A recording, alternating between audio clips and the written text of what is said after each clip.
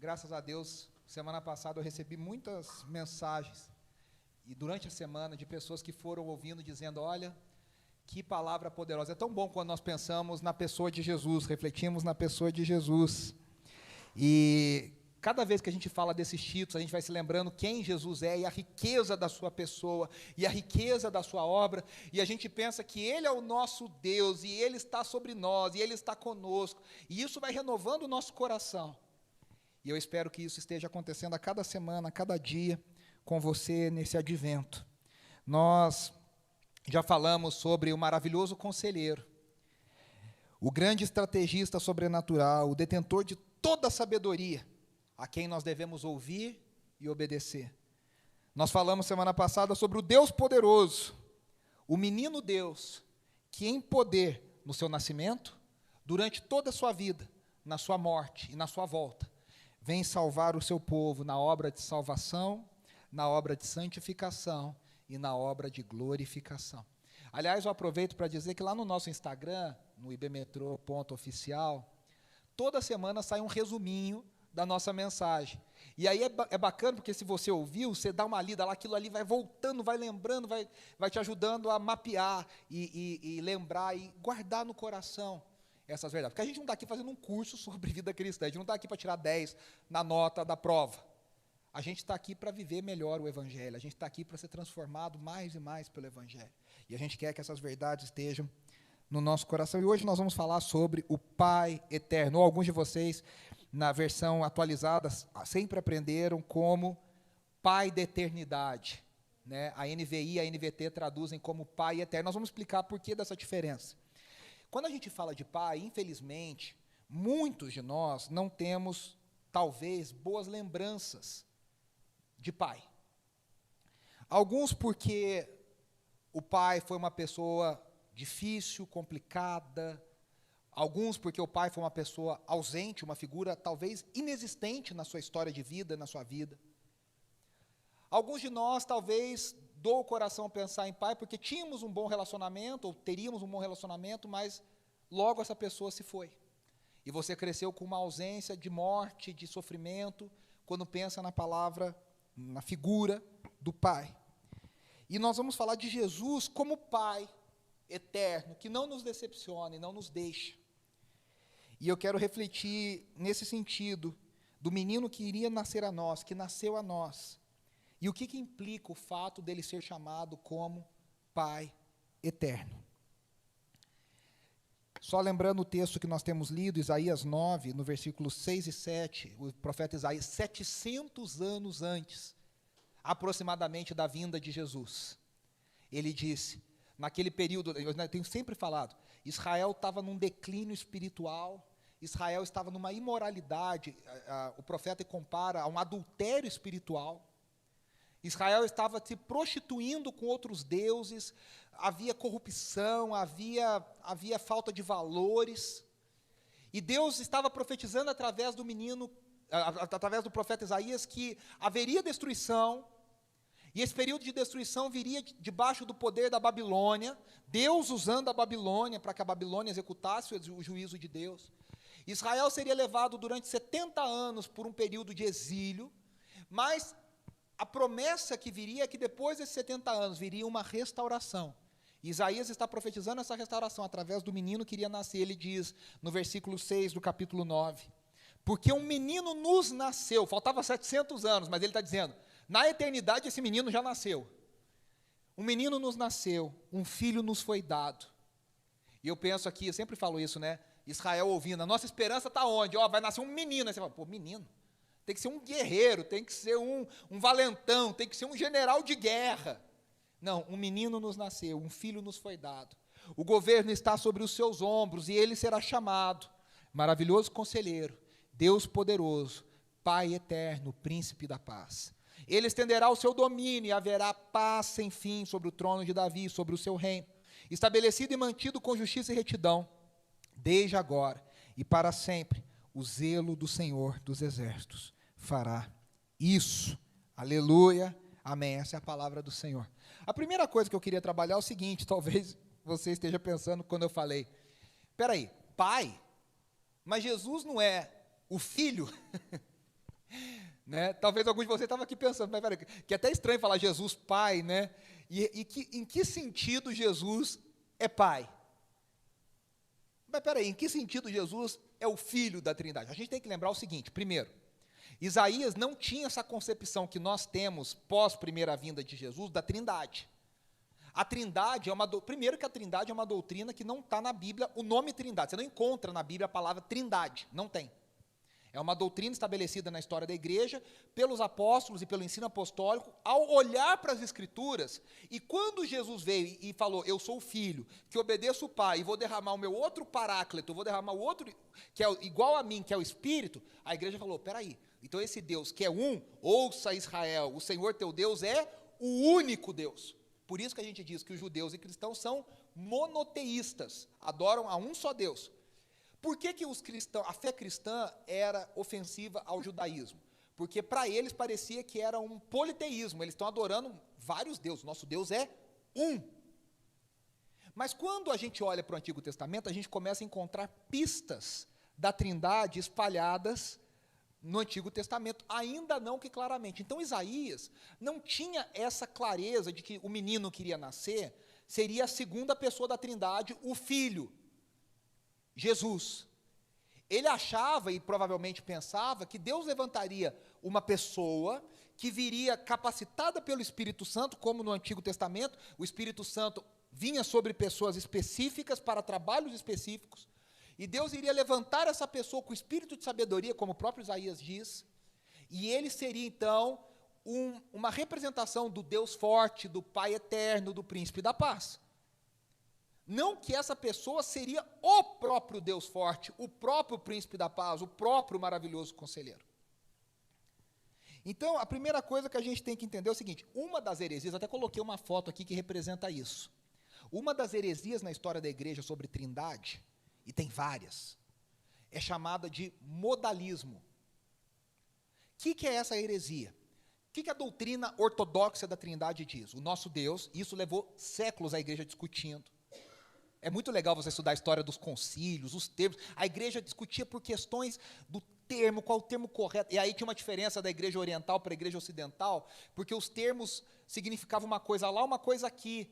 E aí eles não se entendiam, até a hora que eles chegaram num consenso e falaram, a gente está falando a mesma coisa.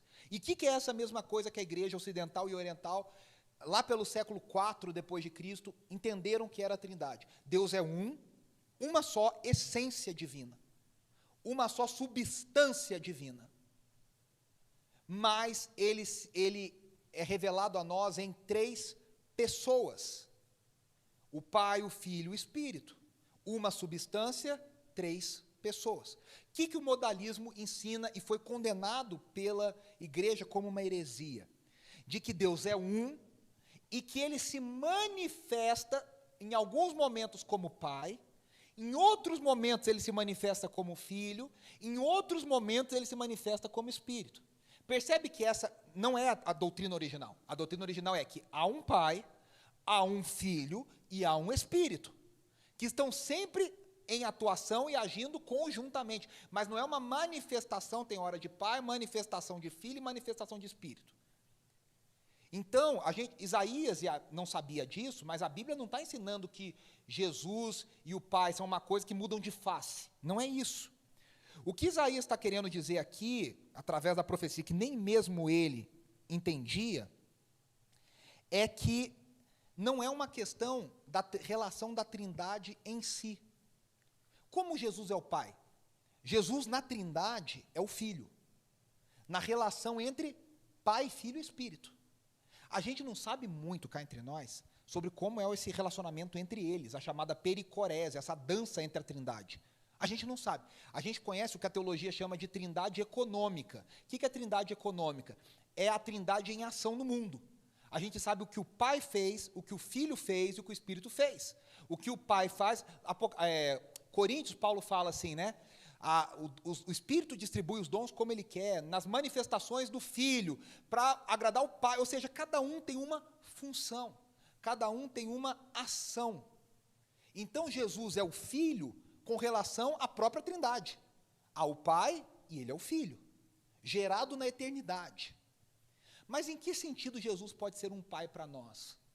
na relação para conosco. Percebe? Há uma diferença da relação da Trindade entre si e da relação da Trindade conosco. Então, a questão não é a relação da Trindade entre si, mas a sua relação para conosco. Por isso que Spurgeon, o príncipe dos pregadores, disse certa vez sobre esse texto. Olha o que Spurgeon disse. Quão complexa é a pessoa do nosso Senhor Jesus Cristo. Quase que em um só fôlego o profeta Isaías o chama de menino, mas também chama de conselheiro. Como é que esse menino tem tanta sabedoria? Como é que esse menino é estrategista?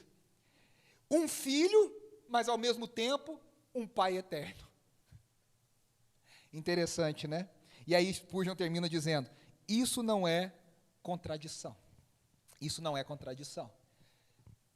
Eu tinha um professor de teologia no mestrado, Dr. Heber Campos, pai, que tem o Heber Campos filho, Júnior, e ele dizia assim, ensinando sobre a pessoa de Cristo, ele falava, meus irmãos, faz 40 anos que eu ensino essa matéria, e há 40 anos eu me maravilho com a pessoa de Jesus Cristo. E aí ele começa a chorar e fala, que pessoa singular na história é o nosso Senhor Jesus Cristo. Quanta beleza há no nosso Senhor Jesus Cristo. Quanta grandeza há na revelação da pessoa de Jesus Cristo. Quanta profundidade há na revelação de quem é Jesus. E aí nós vamos ver como é que Jesus pode ser um Pai eterno para nós. Primeira coisa, Pai evoca a ideia da obra e do caráter de Cristo em relação a nós. Como é que é isso? Por que ele é um Pai para nós na sua obra e na sua relação conosco? Primeira coisa, ele é o nosso representante maior. O que significa isso? Sabe quando a gente fala assim, nos Estados Unidos fala muito isso, na história americana eles falam, os pais fundadores. O que são isso? Não é que não era pai de verdade, mas eram aquelas pessoas que representavam toda a nação que viria a ser constituída. Então eles eram os pais fundadores, da mesma forma que a Bíblia usa patriarcas. Os pais da igreja, por exemplo, que são chamados pais da igreja, o que é isso? Não significa que eles são donos da igreja. Não, eles são os nossos representantes, foram eles que abriram as portas, eles que estabeleceram os fundamentos. Jesus é nosso Pai à medida que Ele é o nosso representante maior. A gente não é mais filho de Adão. Agora, em Cristo, nós somos filhos do segundo Adão. Nós deixamos de ser filhos do primeiro Adão e passamos a ser filhos do segundo Adão. Olha o que diz Colossenses 1,18. Ele é a cabeça do corpo, que é a igreja. É o princípio e o primogênito dentre os mortos, para que em tudo ele tenha a supremacia. Então, primeiro, no sentido de que ele é o nosso representante maior. Nós não somos filhos do primeiro Adão, nós somos filhos do segundo Adão. Romanos capítulo 5, o apóstolo Paulo diz, o primeiro Adão trouxe morte, o segundo Adão nos dá vida. O primeiro Adão falhou, o segundo Adão obedece aonde o primeiro falhou. Eu não sei você, mas eu quero ser filho do Adão melhor, do segundo. Onde o primeiro falhou, eu quero estar com quem acertou, eu não quero estar com quem errou, né? Eu quero ser filho desse aí. Segunda coisa, é Ele que nos dá a vida. Ele é um Pai para nós, porque é o próprio Cristo que nos vivifica. Olha o que diz 1 Coríntios 15, 22, que lindo versículo do apóstolo Paulo. Pois da mesma forma como em Adão todos morrem, em Cristo todos serão vivificados. Quem nos dá a vida? Por enquanto uma vida espiritual, mas um dia essa vida será literal. Nós estaremos mortos, provavelmente, e seremos ressuscitados. Vivificados em Cristo. João 1,4, no prólogo maravilhoso de João, ele diz, nele estava a vida, e a vida era a luz dos homens. Por que ele é nosso Pai? Ele é nosso representante e ele nos dá vida. Terceira coisa, ele é compassivo para conosco.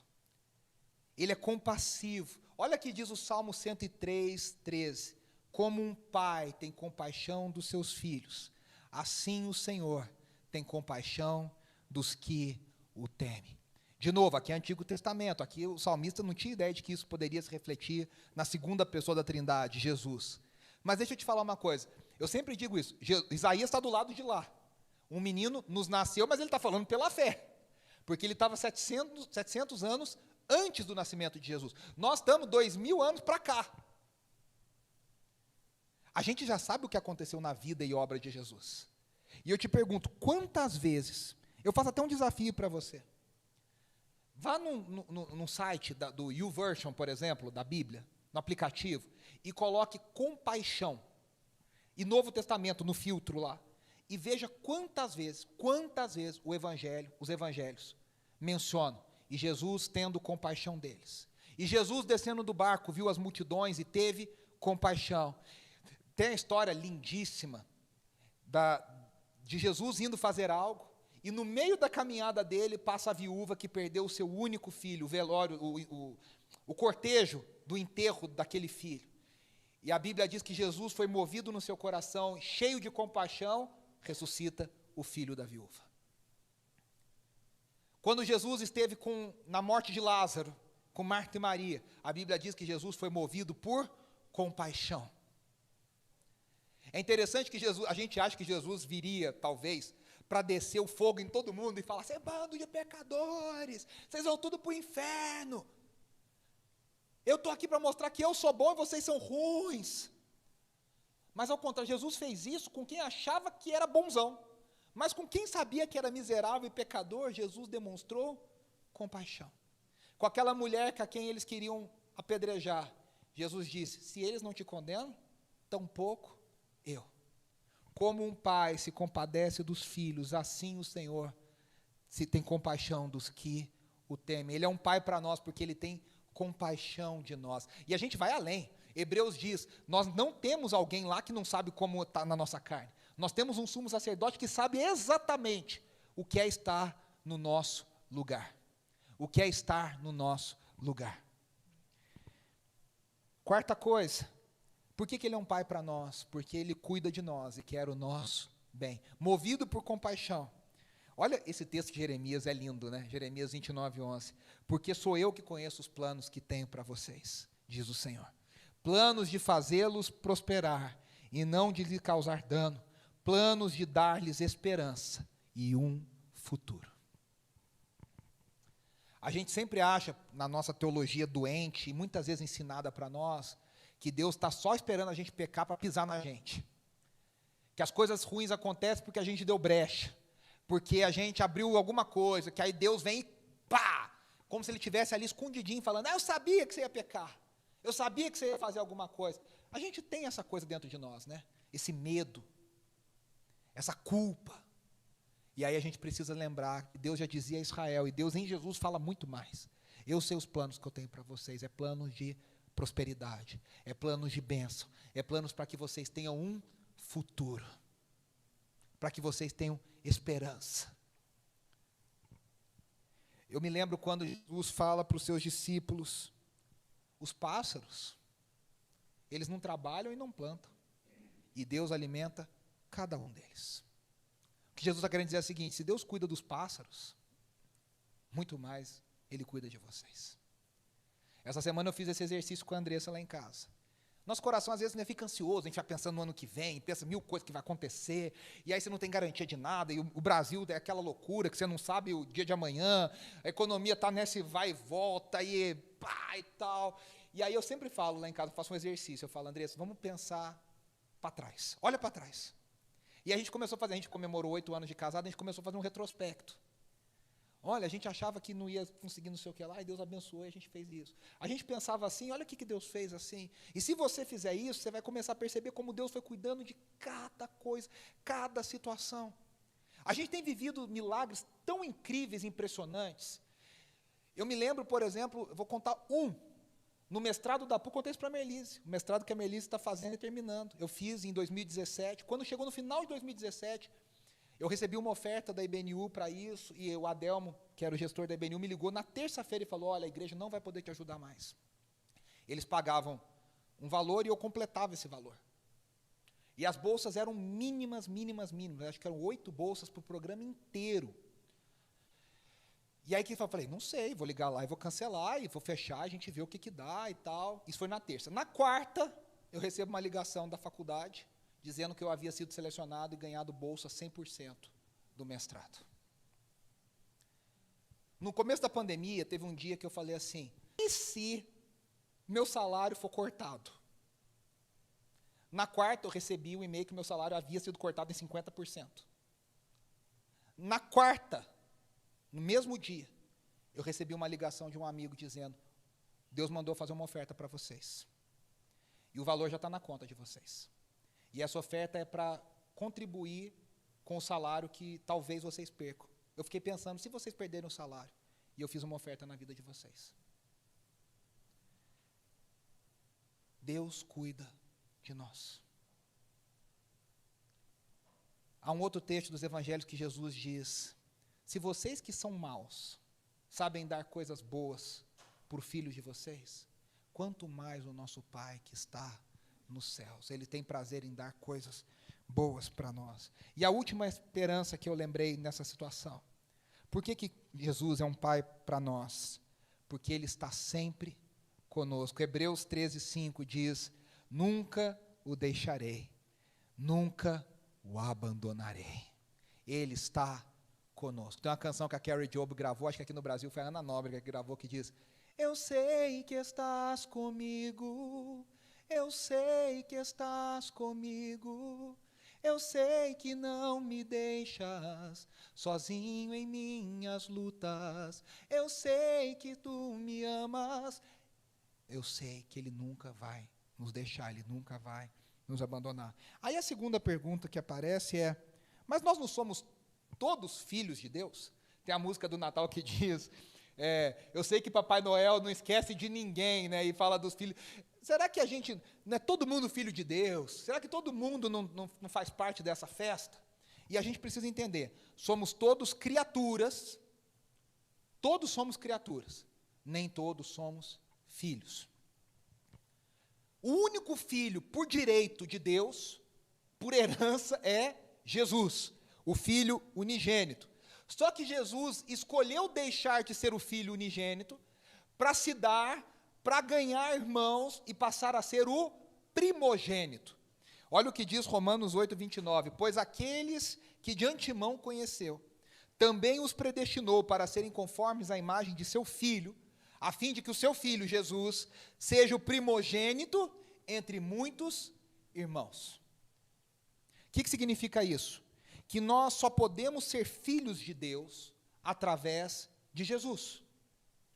Nós só conhecemos a Deus através de Jesus. Por quê? Porque o Filho, a segunda pessoa da Trindade, nos revela o Pai. As características do Pai são manifestadas em Jesus, e Jesus se torna um Pai para nós ao revelar essas características. Por isso que ele diz em João 8:19, se me conhecessem, também conheceriam o Pai. O que Jesus está dizendo é o seguinte, vocês olham para mim e vocês veem um Pai. E eu reflito o Pai celestial, como diria o Henrique Cristo, o meu Pai, né? O Pai celestial. Nós só conhecemos o Pai através de Jesus, que reflete o Pai, e para nós ele se torna um Pai. E é tão lindo, né? Porque Romanos diz, ele deixou de ser unigênito a fim de ser o primogênito. E aí quando Jesus vai orar, ele não ora e não fala, meu Pai. Ele ora e fala, o Pai nosso. Ele compartilha o Pai conosco. Ele não tinha morrido, ele não tinha ressuscitado, ele não tinha enviado o Espírito, ele não tinha subido. Mas ao ensinar a igreja a orar, ensinar os seus apóstolos a orar, ele ensina dizendo que o Pai é nosso. Ele compartilha o Pai. Por isso que na igreja, cá entre nós, se Jesus, que podia falar, isso é meu, não falou, nós não temos direito nenhum de dizer que alguma coisa é minha. Se Jesus, que por direito tinha tudo dele, compartilhou, nós, por obrigação, gratidão e responsabilidade, precisamos compartilhar.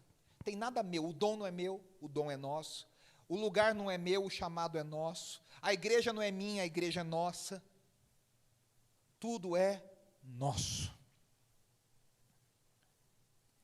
E isso só acontece porque nós fomos adotados por Deus em Cristo. Quem é filho de Deus? Quem possui um relacionamento com Deus. Filho de Deus é o que possui relacionamento. Jesus disse: as minhas ovelhas reconhecem a minha voz e ouvem a minha voz. Filho de Deus é quem ouve a voz do Pai. Filho de Deus é quem obedece ao Pai. Filho de Deus é quem vive num relacionamento de amor para com o Pai. São aqueles que têm um caráter de Deus sendo formados. E veja, o apóstolo Paulo diz: e Deus distribuiu alguns para apóstolos, outros para pastores e mestres, outros para evangelistas e outros para profetas, a fim de que todos sejam formados à imagem de Jesus Cristo.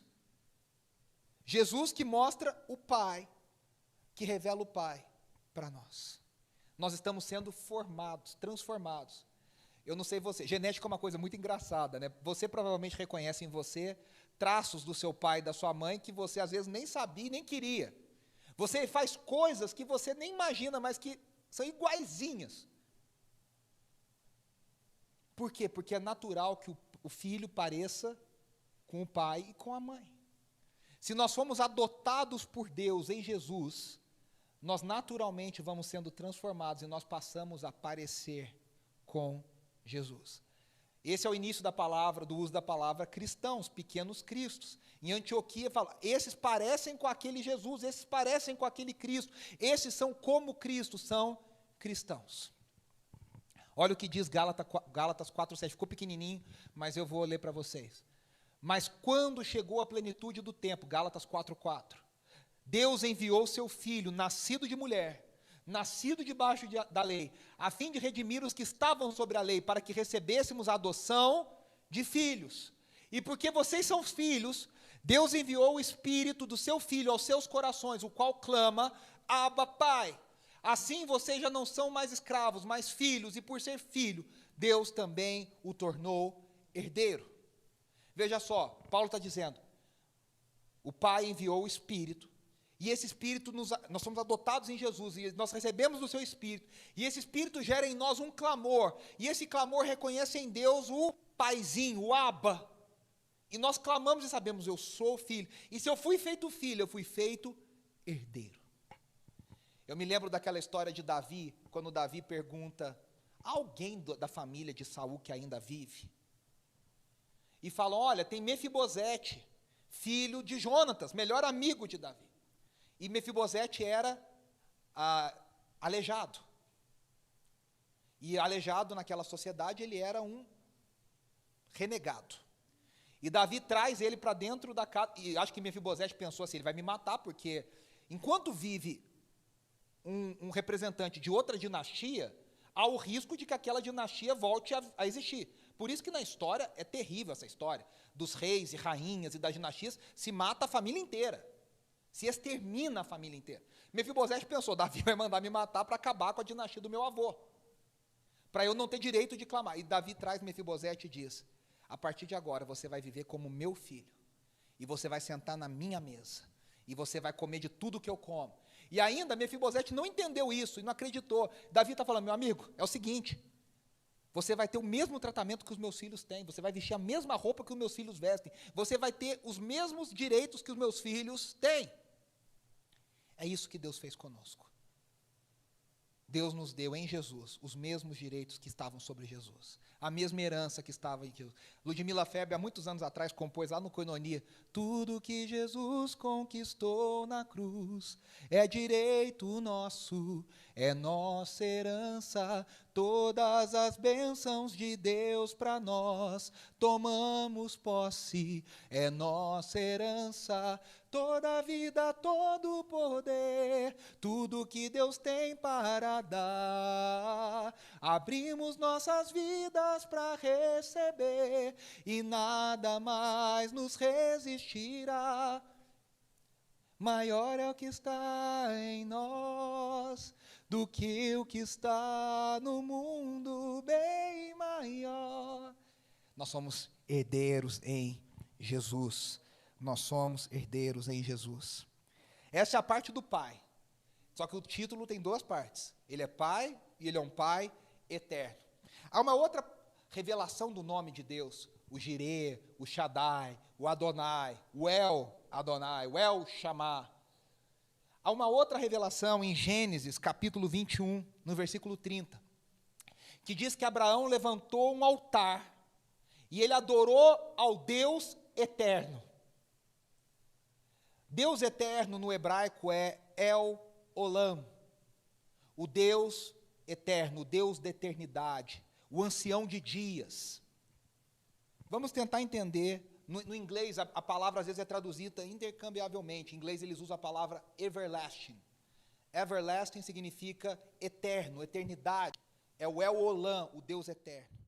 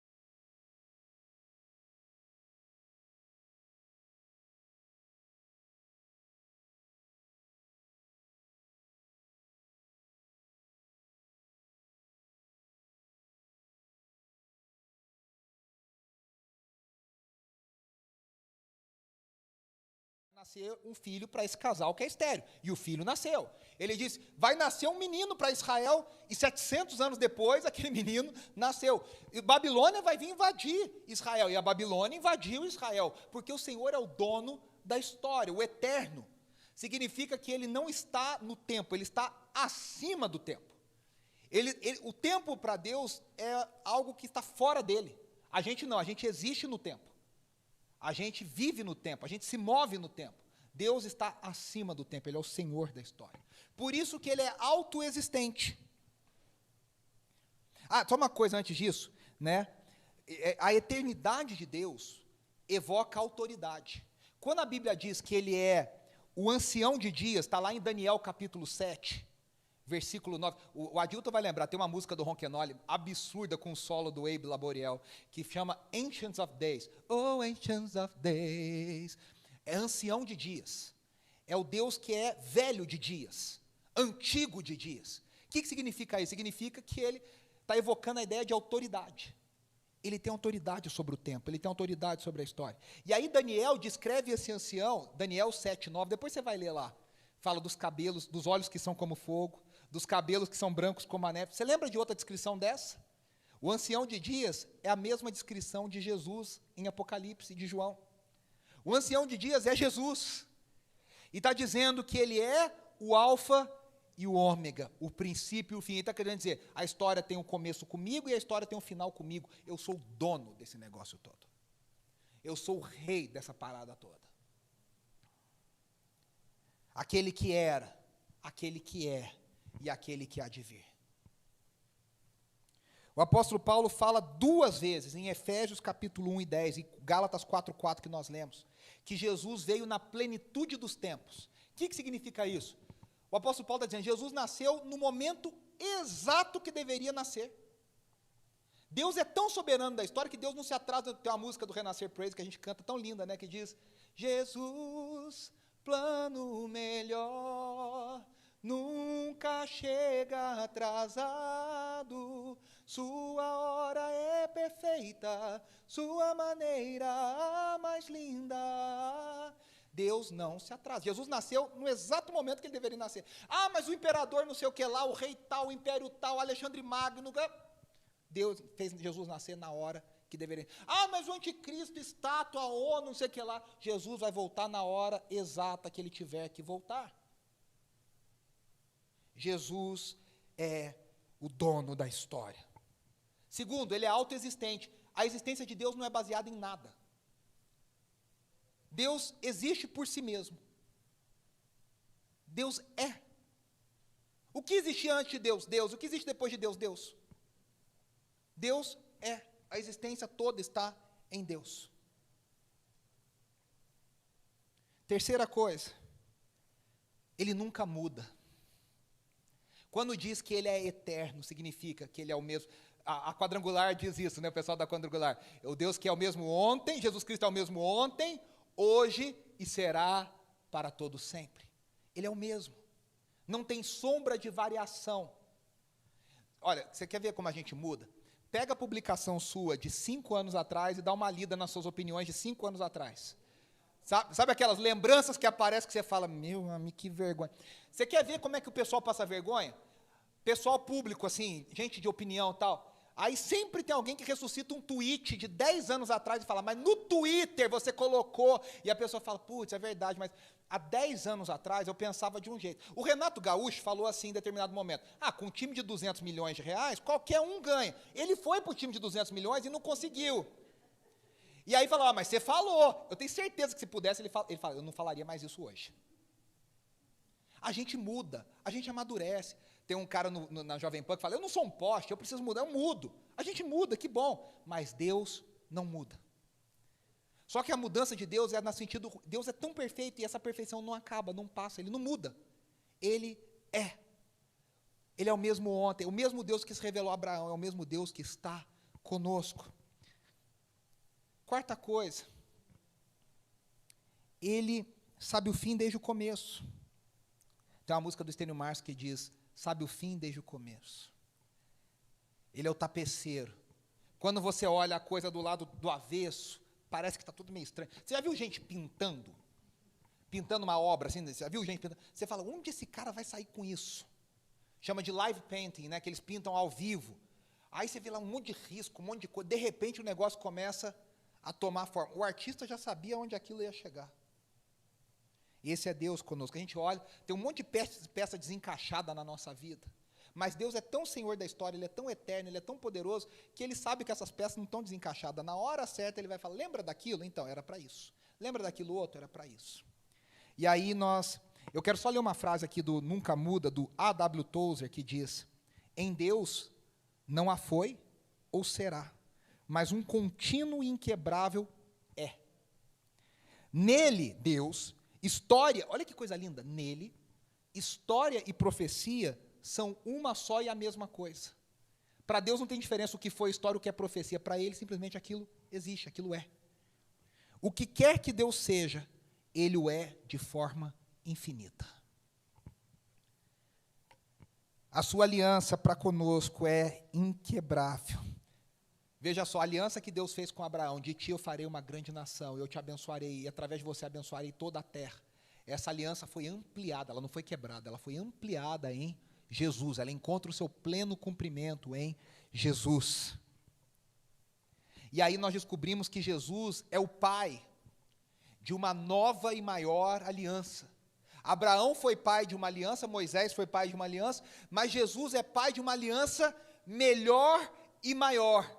Por isso que Hebreus diz, agora todos entramos pelo seu sangue, por um novo e vivo caminho, pelo sangue da nova aliança, nós entramos no Santo dos Santos. E por último, quando dizemos que Deus é o El Olam, o Deus eterno, significa que o seu amor dura para sempre. O grande cântico de adoração de Israel. Cante, Israel, o seu amor dura para sempre. A sua misericórdia dura para sempre. A sua benignidade dura para sempre. Há uma expressão no hebraico, que às vezes é traduzida para nós como benignidade, Mas a melhor tradução talvez seria amor leal. Olha que coisa linda, amor leal. No hebraico é hesed, que é traduzido como benignidade, misericórdia. Sabe o que significa? Amor inabalável, amor infalível. O amor de Deus para conosco é inabalável. Nada. O apóstolo Paulo diz em Romanos capítulo 8, porque eu sei que nem morte, nem vida, nem anjos, nem principados, nem coisas do presente, nem coisas do futuro, nem poderes, nem altura, nem qualquer principado ou potestade, nem qualquer outra criatura pode nos separar do amor que está em Deus, do amor de Deus que está em Cristo Jesus, o nosso Senhor. O amor de Deus por nós é inquebrável, inabalável. Jeremias 31, 2b e 3 diz: quando Israel buscava descanso, o Senhor lhe apareceu no passado, dizendo: eu o amei com amor eterno, com amor leal, eu te atraí. A gente disse sobre Israel na nossa série passada. Deus não esqueceu do amor por Israel. Um dia Deus vai tratar com Israel. O que os 144 mil representam. Deus não se esquece da sua promessa, do seu amor para conosco. Para a gente concluir, no Natal nós celebramos a encarnação desse Pai eterno na forma de um menino. De inimigos, Ele nos transformou em filhos. Ele nos mostrou o que é o amor. Ele nos ensinou a amar uns aos outros. E uma vez que nós somos transformados em filhos de Deus, esse é um relacionamento para sempre. Quem foi adotado na família de Deus não pode ser devolvido. Quem foi adotado na família de Deus não pode ser trocado de família. Quem recebe do amor de Deus, uma vez que você é adotado, essa adoção de filho de Deus é para sempre. Nada separará do seu amor, nada pode abalar a nossa filiação. Não tem nada que eu e você possamos fazer que abale a certeza de Deus de falar: ih, adotei aquele ali errado, agora vou ter que botar isso para fora da família. Nada que eu e você possamos fazer. Esse amor é para sempre. E eu quero terminar com essa pergunta escrita aqui. Queria chamar os meninos aqui na frente, a gente vai cantar o Alfa e Ômega de novo, nós vamos ter a nossa ceia. Se o Gabriel, a Lilian quiserem já começar a distribuir.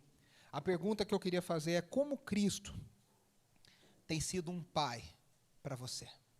Como que você tem experimentado essa filiação, essa adoção, esse amor, essa graça poderosa?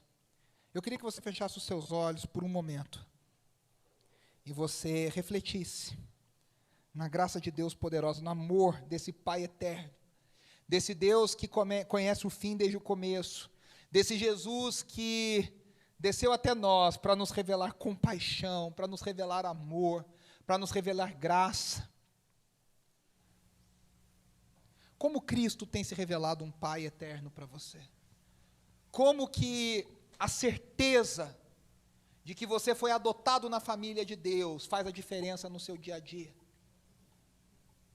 Como a certeza de que você é um filho amado de Deus faz a diferença na forma como você entende, vive, processa toda a sua vida? Ah, Senhor, obrigado. Obrigado, Senhor. Obrigado porque nós somos os teus filhos em Jesus. Obrigado porque Jesus veio a nós e revela a nós o Pai. E Ele se mostra para nós um Pai eterno. Ele é o nosso representante maior. Nós somos filhos agora não do primeiro Adão, mas nós somos pelo novo nascimento, pela nova aliança, pelo sangue derramado no Calvário. Nós somos filhos do segundo Adão, nós somos filhos de uma nova aliança, nós somos inseridos numa nova família, e nós somos feitos herdeiros e co-herdeiros com Cristo Jesus. Obrigado. Obrigado porque esse amor dura para sempre. Obrigado, Senhor, porque não é nos nossos méritos que nós recebemos esse amor. Obrigado porque esse amor não depende das nossas ações, porque se dependesse, nós estaríamos perdidos. Obrigado porque o teu amor, ele é dado a nós pelo teu caráter, pela tua graça, pela tua misericórdia. Obrigado porque os teus planos sobre nós são planos de paz, são planos de prosperidade, são planos de bênção, São planos de amor para nos dar um futuro e nos dar esperança. O que nós precisamos é de esperança. Vem sobre nós, Senhor. Nós te clamamos, nós te queremos. Senhor, é nessa hora que nós vamos celebrar a ceia. Nós vamos celebrar esse ritual dos filhos de Deus, da família de Deus. Que ao comermos o pão e ao tomarmos o cálice, nós nos lembremos que nós somos teus filhos, nós somos teus herdeiros, que a cruz nos tornou participantes dessa família. Obrigado, Senhor, obrigado, obrigado. Que renove sobre nós o teu amor, a tua graça, a tua esperança, a tua alegria. Obrigado, Senhor. Obrigado, Senhor. Obrigado, Senhor.